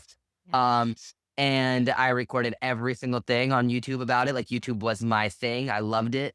And I don't post as much of that shit anymore, which I'm gonna keep getting back on there. It's just kind of hard because now there's so many different platforms I gotta go on, and then I gotta practice and keep training for Ninja. Because then right after this season, guess what? I got to train for next season, right? You're Like it's folding just so yeah, much on your yeah, plate. yeah. And then after that, so I was in a relationship this whole time too, like at 2018 to 2023, I was in a relationship and her parents were always there for me. They're great people. She's a great person. And definitely the biggest support I've ever had in my entire life. And like yeah, her dad was always there for me and it was kind of fun because like when I got the call for Ninja Warrior, the first person that like messaged me was her and her dad. And her dad was like, no way. Cause I sent a video to her dad back in the day doing a backflip and like landing on my face. And then now I make it on Ninja Warrior and I can do backflips and stuff. And then he literally was like he would just randomly out of nowhere message me on Messenger and wrote backflip. And I was like, oh my gosh. Like, it's like the little cute things. Like I love them. They're great people. We just weren't good together probably because we both didn't know what love was. Her parents were also like in a toxic relationship. It's a hard thing to Which figure out. exactly. So, and at the end of the day, my whole thing when we were in a relationship was I need to transition. I transitioned. Now I'm like, okay, now I need to build me. Is this relationship helping or not? Is it helping both of us? Like, I love you. You're a great person, but like, is it helping us? Right. And we had two dogs together, Polo and Molly. They were Pomeranians. Loved them. She took them because it kind of was like in the family because our dog and her mom's dog had babies. So it was like, and then it had more dogs. So it was in the family. So I let her keep the dogs. We were like co-parenting at the beginning. So she lived down the street. But then she had a boyfriend and all that. And then it's time to like, okay, like I'm going to back off as much as possible. Cause it's like, I want you to live your life. I want you to be happy. And I don't want to be in no way or start anything. And so then I got Topper. And I think also that helped because after the breakup, like even though we broke up really clean, good, it was still like 5 years. Like Still a breakup. you were my best friend. Like you were the person next to my side. We were best friends for 5 years, right? We ended that friendship, right? And I did go like I didn't know like at that point too. I was like, oh, like I might be gay because now I'm going to my sexuality. I was going through my because I finally like Who with am myself. I? Yeah, I'm finally myself, like my body looks like what I think my body should look like, but now I'm like, okay, what's my sexuality now? So I even like in the relationship, like I don't know, like I think this is time for me to go out there and explore and see. And so I did after we broke up, but men have always treated me like I feel like a fetish, like I feel like everyone like it's just kind of like a bucket list, like let's cross off a trans guy, right? So It's not what women you have want. exactly. Women have never made me feel like that. And I think that's the difference where like sexually I'm attracted to both female and man female and male. But like romantically, I think I'm only like really attracted to women because I've If I'm only being had honest, I want you to come back and have an entire hour talking about romance because this little segment, I'm like, I have 1,000 more questions because this isn't something people talk about. Yes, yeah. And Oh yeah. you have the ability because you went through transition of kind of Yep. knowing the feelings of before and knowing the feelings of now and Exactly. seeing Yep. how you're Mhm. treated throughout the Exactly. whole process. Yep. Yep. And I think I don't know, I just men they just are not as emotional. They're not in touch with their feelings because that's kind of upbringing, right? Like my dad always like trying to cut down and not really have these deep conversations. And every friend I have, I am way closer to the female friends than the male friends. I feel like they accept me more. I do with my best friend Preston. Shout out Preston. Love that man. He's awesome. You know, There's he's a exceptions cis to the man. rule. Yeah. But yeah, he's like one in a billion, right? Like I am blessed to have him. He's a great guy. He's gonna be on Ninja Warrior, my sidelines. He's super excited, you know. He's does Ninja with me, and he like comes to Pride with me, and he's more like gay at Pride than I am. He'll be waving the flag, like That is he would literally like. my straight partner too. He's he's the like straight golden retriever ally at every Yeah, Pride Fest in yes, full rainbow, and I'm over here with yep. like my queer ring. Actually, yeah, that's the exact same. Kristen was wearing like a trans flag, and then this was me. I like get that away from me, like I'm just I here to want to look support ally. good, Like okay? yeah. Because I also saw this TikTok and it was talking about it was a trans woman and she said something about accepting herself and she's like, I don't think I'm ever gonna fully accept myself or something like that. She's like, I'm this far along on my transition. I don't accept myself. And to a point, I think that is true. I hang around a lot of friends and like we're about to get into talking about Ninja Warrior and a lot of them are Christian conservatives. That's a very Christian conservative place. And I do sometimes still feel like around them, like, "Oh, what can I talk about? What can I not?" They know I'm trans, but, like, do they like? Because a lot of them like, "Oh, yeah, like, I think trans people are okay, but, like, I like, you know, you're trans." Like, not really, like, you don't talk about it. No, trans is my whole life. That's who I am. It is my personality. It's how I see the world through my lens. My lens is trans compared to, you know, your lens is a male, like a female lens, like a dog lens. We all go through a life with our lens. Like, I look at life through a transgender lens, right? To bring it back to kind of what came after that breakup. Yep. Yep, the breakup, so then I, started to, like, date some guys, none of them lasted, like, my first ever real relationship, 5 years, right? My best friend, female, and then, some guys, they lasted a little bit of months or here and there, like, nothing big, You it was tested more the of waters. yeah, it was more of a sexual relationship where I felt like, did you only like me because, like, I'm trans and you never been with a trans guy before, right? And it did feel like that where it was like it wasn't emotional. It wasn't like, "Hey, we're gonna build a future together," which that's what I think a relationship should be about. It was more just like, "Hey," like, they knew I don't just sleep around, like, I don't hook up with people, that it's like I think they gave me the label where it's like, "Oh, Clayton's obviously going through something. Let's just, like, show him I love him and put a label on it," so then Clayton's like, "Whoa, we're gonna build a future together, like, but there's a label now, right?" So you kind of felt And used. oh, yeah, I feel like they gave me the label just so they could sleep with me because I like no, like, I only, like, sleep with, like, people I'm in a relationship with and I'm building with, like, people that I'm gonna call my partner, right? So I think that's what it was, and it was all the men, right? And then, um, even after I dated, like, 2 men, I think, during that time, and then I, dated this girl who actually went to the gym, like the ninja gym, and it was a good relationship. She obviously, like, she's very avoidant. She kinda reminds me of my dad. Maybe that's why I was into her. You know, you are into your parents sometimes, like the dynamic of your It's parents. the normal you're used to. Yeah, yes, and so it was the I've been trying like, it was the avoidant where I'm like, "Hey, we should have this conversation. Hey, we should have this conversation. Like, you're a great person, but we should have this kind of conversation." And then she's like, "Oh, that's too much. Oh, that's too we'll talk about it some other time. Well," you know, and then Kind but of she was like breadcrumbing you. yeah, it was like, dang it, yeah." But she did make me feel loved though, like, as a kind of way where, she's a woman and she just made me feel like a man. I don't know. I think mostly being a trans guy, like, I hate gender roles, but I love gender roles because I hate it because, like, gender like, why? Like, come on, like, it's 2025. Let's grow out of that. Women can do what women gotta do. We don't need to put them in. And vice But versa. yeah, exactly. But then I like it because it's like I'm a trans man, so if we're in like gender roles, it makes me feel more like a man, right? You feel You more being seen as yourself. yes, exactly. I'm not saying gender roles as in women got to be in the kitchen and the men got to go out and do hard work. I'm talking about like, I want to be a gentleman. I want to be the one holding the door open. I want to be the one carrying in the groceries. I want to be the one like doing the things that like, I don't know, like just makes me feel more masculine, I guess, right? For my partner, you know? So she did make me, and I did a lot of that for her. So she did make me feel more masculine in that kind of way. And I still do think that relationship, even though she wasn't there because she was very avoidant and could not have these deep conversations and grow for a long distance, it still was better than the men I was with because we did sleep together, but it wasn't like it actually felt more passionate. Like when I sleep with a man compared to I sleep with a woman, I feel like the woman is like we are connecting bodies compared to with the man, it's like hit it and quit it. You feel me? Wow. Oh, I love that description though, because that makes so much sense to me. Yeah, yeah, And yeah, so, men out there, if you're listening to this, yeah. you got to try to connect bodies, not hitting and quitting Yes. it. Like you're getting actual advice here. Do it right. Oh, that's hilarious.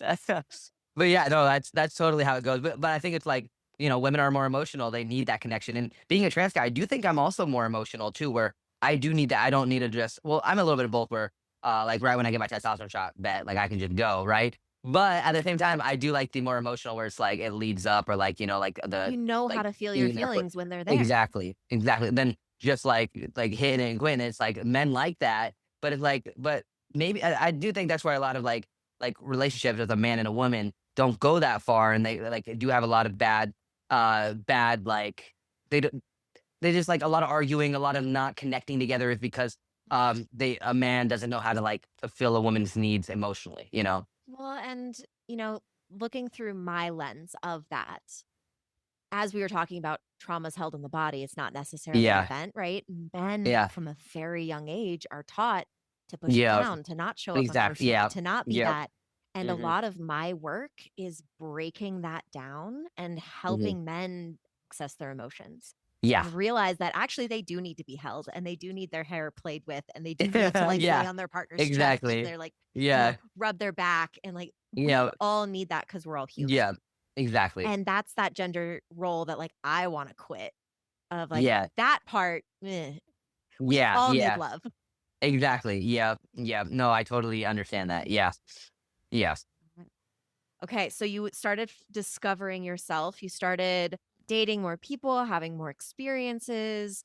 When Yep. did Ninja enter the story? So that's when it happened. I realized, am I just look like I probably needed that, yes. But at that point, I was like, I felt used, right, with the guys. I was like, I feel used, um, and like they're just wanting me for my body. Also, am I looking for? Is this my drug? Is this, I'm looking for exterior gratification. I'm looking for men to like, I don't know. I don't know what I was looking for, but I was looking for something, right?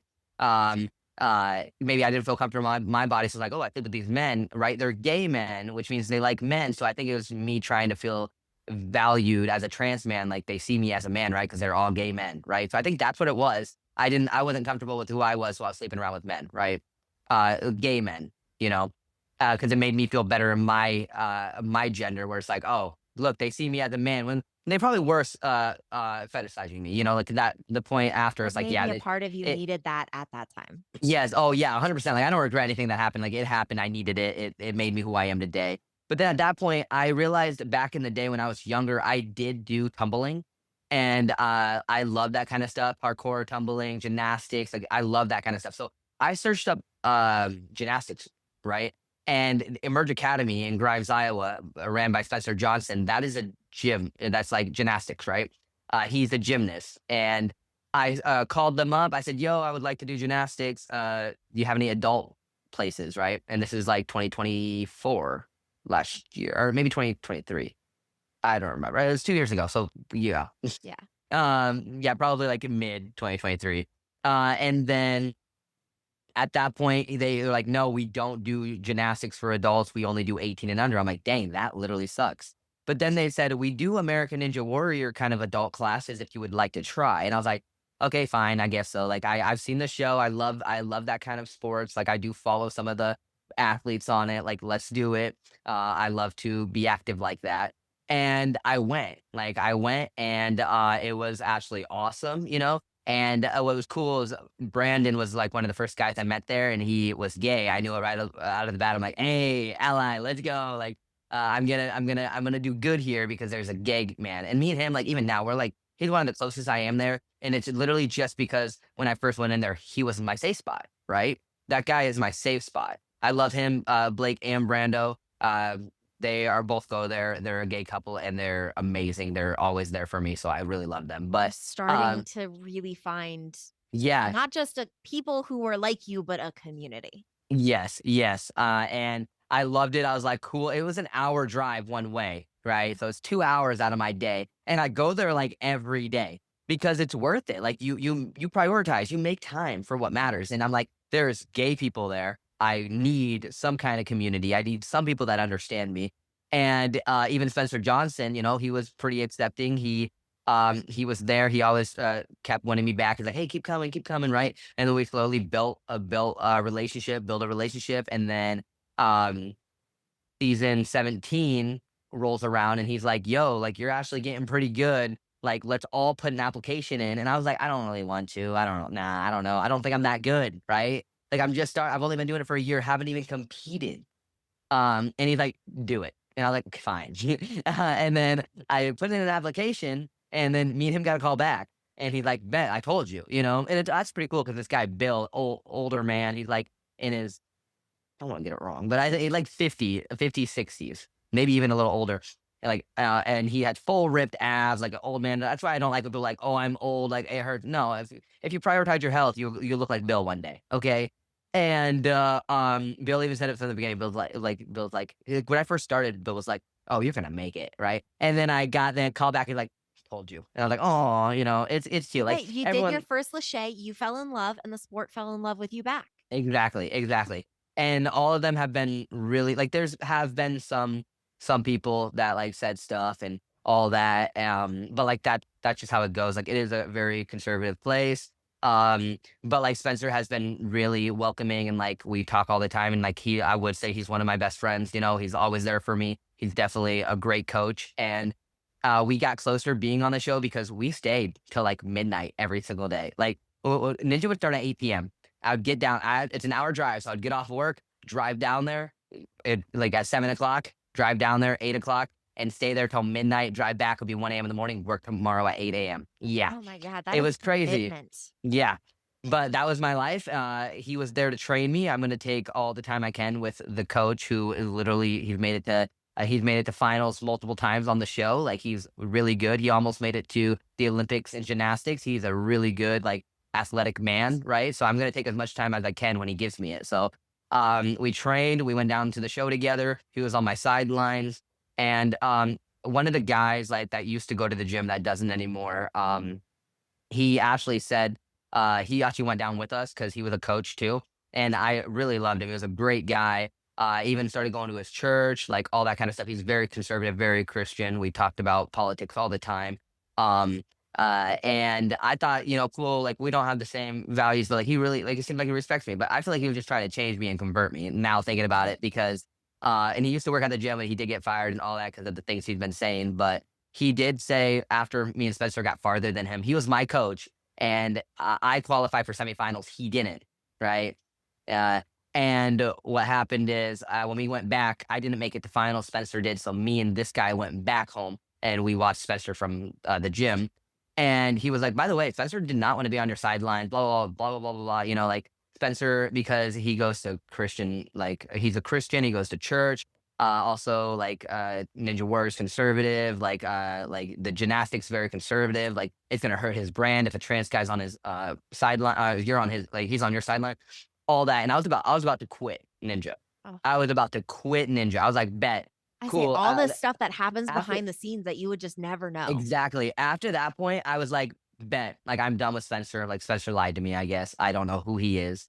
And at that point, I was like, what I'm going to do is like have the show air, still do all that kind of stuff because I'm here to represent more than just me, right? The whole trans community, the LGBT community, any You are minorities who ever felt representing. down. It is so much Yep. bigger than you at this point. Yeah, at that point, like I still gotta go with everything, make sure everything's smoothly, but then I'm done because I'm not gonna support a business that is gonna treat me not like a human, right? And then after I left, I did tell some of the friends that were there, I'm like, yeah, I'm done. Like I'll just find something else. I know climbing gyms are very, very LGBT friendly. Oh, they So are I have to, great for finding yeah. queer friends. Yeah. And then so after that, I guess one of my friends there was like, because Spencer was probably like, where's Clayton at or what's happening or whatever. And they told him, and Spencer called me. Spencer's like, you better be at the gym tonight so we can talk, or else I'm coming down. I'm gonna leave work, his job, the job he owns, to come down to talk to me at my job. Like he was like determined. He's like, we need to beef this out. I don't. My friends didn't tell him what happened. My friend just said Clayton's done with Ninja because of something you said. And then we talked in the his office the other day, like the next day, and he was like, I told him everything this guy said. That's at the gym that he used to be. He's been friends with this guy forever, right? And this is the point where I need to go back to when my dad said so much things about my mom, and it wasn't true about my mom. It's just his reflection, right? So this is what's happening. That guy, like Spencer didn't say anything, But this guy was telling me everything about Spencer because he had a problem with Spencer, not me. But he brought me into it because LGBT, transgender, it's easy to just pin us down because we're already down, It was right? easier to And put that wedge in there. yep, make me hate him too because it almost worked, right? And um and this guy, right, big conservative, big Christian, and I even went to his church and all that. Like I finally opened up when those people have hurt me my entire life. People that identify as Christian, identify as conservative, right? They've always hurt me my entire life. So I finally opened up the door, went to his church. I had fun. And that was like my Sundays would go to his church, go all the way down there, hang out. And then even after that, he would tell me like, "Oh, you're going to hell. Oh, this, oh that." It's like, wow, I open it up now. Guess what? Now I'm closing back up. I'm like, okay, these people are bad again, right? But Spencer's also like, big Christian, all that, but he's like a loving Christian, which you don't find those everywhere, which that is what They real. exist, but they are Yeah, not the loudest voice a yes, lot of the exactly. time. Yeah. But that's like what real love is, like loving everyone for who they are. And he literally sat me down. He's like, Clayton, no, I love you at the gym. Diversity is great. Look, we have Brando and Blake who are gay, and we love them at the gym. You make the gym like better, right? I'm also very loud. I'm very like I try to go to the gym and I'm always like, I'm dancing, I'm crazy. Like I love to be the loudest one at the gym and help everyone out because there's a couple new people that went there and I came there loud, proud, happy, and then they were literally came up to me and thanking me like I made them comfortable with the gym quick enough because they just saw how like open I was, right? And Spencer said that all the time. He's like, dude, like I love to go down there with you. It was so much fun. Of course, I'm gonna be on your sidelines. Like I literally told you to put an application. Like I wouldn't have told you to put an application. I didn't believe in you, He wouldn't and be on all your that. sideline if he Yeah, didn't wanna be on your sideline. yeah, exactly. We hugged it out. We even cried a little bit. Like it teared up. Like and that just made us closer though. So it shows like what it shows that having hard conversations with the right people will make you closer. Well, and having the hard conversations help you figure out who those people are. They're the Exactly. ones willing to sit with you, willing to get Yep. uncomfortable, Yep. willing to cry it out, versus Yep. if you try to have a hard conversation, they go, "It doesn't matter, just move away." Like, Exactly. "Okay, Yep. well, then I can never have a hard conversation with Yes. you because you can't handle it." Exactly. And another thing is I don't think Bill knew, like Bill, remember the 50, 60-year-old man who does ninja, it's full abs, like looks Yeah. amazing. Um, and I don't think he knew I was trans or anything because he's older, so he doesn't really use social media. Like if he searched me up, of course he would find it, but he doesn't use that. So I don't think he really knew. But what happened was this guy who went down with us and was on the show but didn't qualify for semis. He got mad. He's like, oh, because I think he saw Jensen Little, which was the other trans guy on the show. Um, and he's been on the show multiple times. The first trans ninja on the show. He's amazing, great guy. And he saw him on the show because he was down there when he was on, I guess. And then he said something about, I think then like Jensen reminded him of me because I'm trans, was like, oh, Clayton only got on the show because he's trans right in front of Bill. So he outed me to Bill and it's like, oh, yeah. And it's just Doesn't like, feel dude, good. yeah. And like, you could just tell how, like, it's just crazy how, like, jealousy and anger makes you. Like, I went to his church. I thought we were happy. Like, we FaceTimed every single day. We actually were like great friends. And then it switched on it. And now just because I made it farther than him, which I trained, like I said, I was there all the way till 12 a.m. every single night You training put with the Spencer. work in to earn. Anytime Spencer was free, I would make time to train with him. Compared to this guy barely showed up to the gym.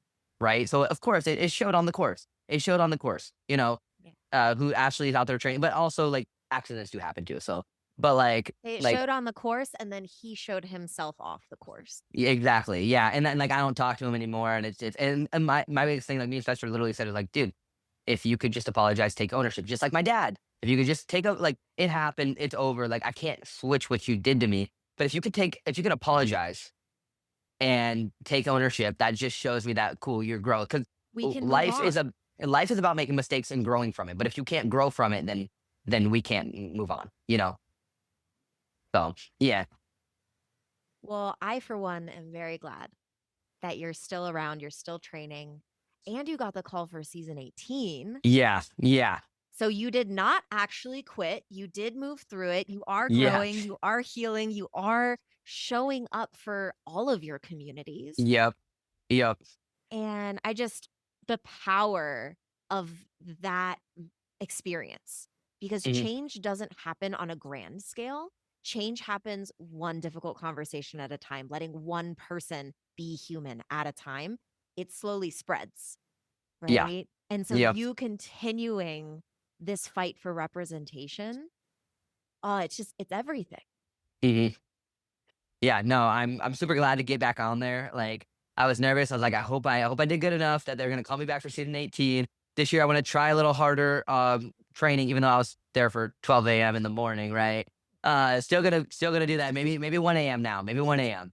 And on top of that, like I love polo, so I wore a polo on the show. I didn't like I said, like I accept myself, but like, do I fully accept myself? Like I'm so happy for Jensen Little to get on the show and wave the biggest trans flag ever. I don't know if I could have done that, you know? So I'm happy that he did that, right? And how open he is about him being trans as well.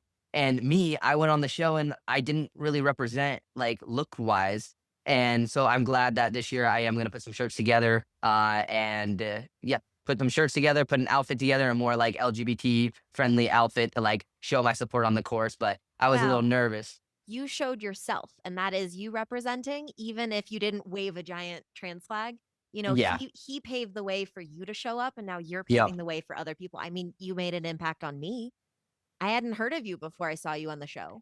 Yeah. And I That's was like, awesome. "Oh my god, I gotta know this person. I gotta follow this person." And I'm so glad that we are having this conversation right now because it really is one little step, even if it doesn't feel like this giant, Yep. massive, like flag waving, it Yeah. Yep. still matters. You having Yep. this conversation with me and saying, Hmm. I went through hell. I went through so much and it was awful. And I'm still healing from it. And Yeah. I'm still me. And I'm still fighting. And I'm not just fighting for me, I am fighting for every single person out there who feels like they can't be themselves. That Yes.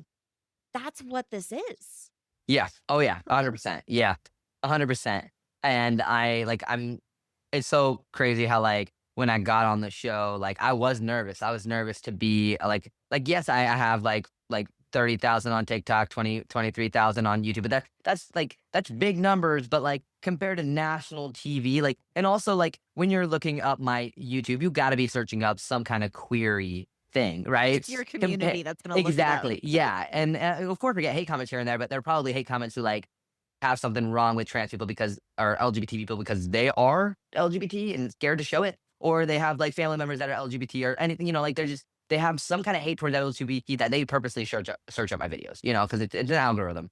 Compared to national TV, there's gonna be people on there who are completely nothing to do with LGBT, nothing to do with anything like that, but they're gonna see me anyways. So I was so nervous to be on national TV as a trans guy, mostly because it was a hard weight on me where it's like, I'm not just running for myself. If I fall on the first obstacle, I'm doing that for my whole community. It's like, no, I need to make an impact so I can get my story. Cause you don't just get your story on a TV show like that. Like you have to show that you're worthy for a story, right? And so I'm blessed that I kept training with Spencer and how he put so much effort into me. So I was able to make it to semifinals and share my story because that was literally the whole point. Like I love Ninja, but the whole point was to get my story out there, mostly with like everything I've been through and stuff. And like I said, like I I still a little bit do want to prove, like not prove, but like be like, like look, that could have been your last name up there, Dad. But no, you turned me down on being your kid, even though you adopted me.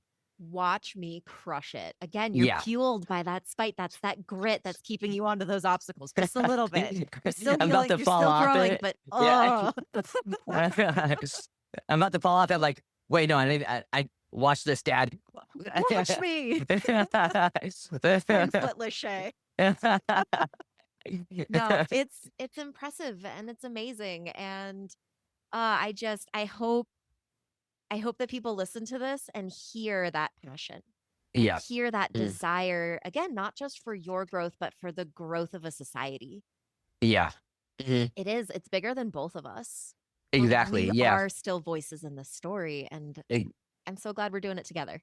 yeah. Oh yeah. It's so awesome. I believe that life's all about using your voice for good to help out anyone else in need. So I'm so happy that I'm able to help out trans youth or LGBT people or anyone that literally feels like they're less than and feel like they need someone there for them. Like my DMs are always open. I try to reach out and talk to anyone who's in my DMs because I know that there's someone out there who needs to hear a message like this and needs to still fight to keep surviving. So That's beautiful. Okay. So we have just like talked and talked and talked. So let me ground it with a final question here because you Okay. talked about manifesting, about Yep. how you basically sat down and went, I'm going to be on some show somewhere. I'm going to make something happen. And you did. So Yep. I'm curious, what are you manifesting next? Like, what do you see down the line for Clayton J. Reeves? Yeah. So yeah, no, manifesting, like I'm big into spirituality and like law of attraction, manifestation. Like I do believe your mind is everything, and what you put out to the world you will receive, um like even with Ninja Warrior, when before I even got on season 18, I went to Plato's Closet downtown and I was like, I found these tie-dye like swimming shorts that were literally tie-dyed like trans colors. I'm like, I'm wearing that on season 18, and my best friend Preston's with me, like, you haven't even put your application in. I'm like, yeah, I'm still gonna be on it. Like, Obviously. like, what are you talking about? It's me. So, it's just like the things like that. And so what's next is, I don't know, I've been really thinking about getting on other shows. Like, I was about to put an application in for like Queer Eye, which would have been fun. The only thing with that is I think this is their last season. So I don't know. And they're down in DC. I know they do travel, but I don't know if they'll travel if this is their last season. I don't know how that worked. I still might, just because I Might as like putting well. in applications. Yeah, I like to be in front of the camera, so I'll put in an application anywhere. I was thinking about Big Brother. I feel like it'd be cool to have like a trans guy. I don't know if I've seen a trans guy on Big Brother. I know there's been gays like Frankie Grande has been on it. I know there's this trans woman. I forgot her name, but she was on it. I love Big Brother. I like that little like gossipy, like drama-y, like, oh, like I feel like I have such a big personality that I could be on a show like that. You'd It's have really fun like, with it. yeah, oh yeah. I'd be like, wait, what? She said what? Ooh, Dancing you in the know. middle of the living room. Like, Yeah, just like I would be talking mad crap while I'd be doing laches on like the ceiling fan. so you're like climbing the fireplace. Like, I can't believe they said this. Yeah, so I would like shows like that I would really like to be on. So I'm definitely gonna keep trying out for reality TV shows. I've always been into reality TV shows. Like I grew up on MTV, Real World, what some of the other shows like I love Jersey Shore, right? I grew up on those shows. I love shows like that. It'd be cool to be on those. The only thing is I don't like substance, and I know a lot of shows do have that kind of stuff, but maybe I could still be that. I could show the world how you can still have an amazing, crazy personality and be fun without alcohol, so My it'd be cool. partner and I are watching Love Island right now. And Yeah. there's not a lot of alcohol in it, but I Okay. keep Yep. saying that they need to do a queer series for it, like Love Island Yes. Queer, where Yes. and I think it would be amazing to have all of That these would be queer people awesome. looking for love. That would be awesome. Yeah. Yep. Oh yeah, that would be that. I bet someday we'll get something like that, because I know there's this like queer like lesbian show. What was it? Forgot there All I was. can I think forgot what of it's is the called. Queer Ultimatum, where Oh, I think that's what it was. Isn't it lesbians though? it's lesbian and non-binary people. Okay. So Yeah. like Yeah. women and Yeah. non-binary Okay. for the Queer Ultimatum, which is so Okay. cool. So it's That is awesome. branching, it's Yeah. happening. Yeah. But yeah, Yeah. okay, We're I'm gonna getting there. manifest reality TV for you as well. I would Yeah. love to see Reality it. TV. Yeah. I will watch everything you are in. Thank you. Thank you. Yeah, reality TV shows, like being back on TV shows. And then on top of that, definitely maybe going into some kind of like hopefully a bigger group will like want me to advocate for them and be there for them and work for like a bigger group like that. Yeah, like Something like that would be volunteer fun. work, Yeah, philanthropic work. just Be that any presence, be yeah, that voice. yeah, like some kind of public speaking, some kind of helping out queer youth, anything to do with that. I would definitely love to do stuff like that. So I do see that in my near future. I love it. I can't wait to see it. I am so grateful that I was able to connect with Clayton J. Reeves today and that he shared his story with all of us. You can achieve anything you set your mind to. You just need to be determined enough and be willing to put in that work and not give up. That's what Clayton J. Reeves did. And now he's going to be on season 18 of Ninja Warrior. This is amazing. I'm so excited to support him. And hopefully something that we talked about today resonated with you. If it did, let yourself sit with that idea for a little while longer. If you have any questions for this podcast or any themes you'd like us to focus on in the future, send us a message on Instagram at insightswithuspodcast, or send us an email at insightswithus@gmail.com. If you enjoyed this podcast and want to hear more, please follow, like, or subscribe. If you want to support the continuation of this podcast, you can donate. To do so, find me, Anastasia Soroka, on buymeacoffee.com. You can also find Insights with Us on Substack for exclusive content, including videos and other writings about my insight journey.